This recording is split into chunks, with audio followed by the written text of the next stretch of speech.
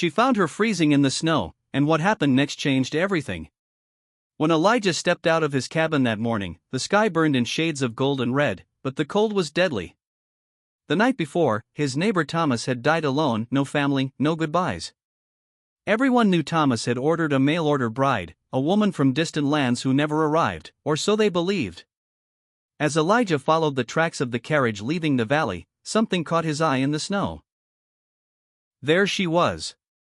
A young woman lay unconscious, barely breathing, wrapped in an old dress torn by cold and abandonment.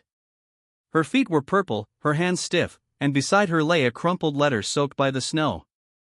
Elijah felt his heart stop.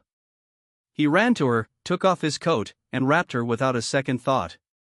She was still alive, barely. He carried her to his cabin, lit the fire, and spent hours fighting death itself. When the woman finally opened her eyes, fear and confusion filled her gaze. "Where am I?" she whispered, her accent foreign. He explained everything calmly. He told her Thomas had died before he could receive her, and that the carriage had abandoned her upon learning the truth, leaving her to freeze in the snow. She broke down in tears. She had no one. No home. No money. Only that letter in which Thomas had promised a new life that never came. Days passed. The woman, named Anya, regained her strength.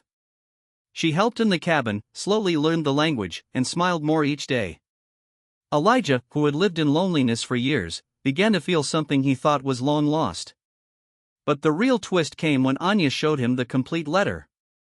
Thomas hadn't only ordered a bride. He had left his land, and his cabin, to her. Legally, Anya owned everything. Elijah could have left. Instead, he stayed. In time. Not because she needed him, but because she chose him.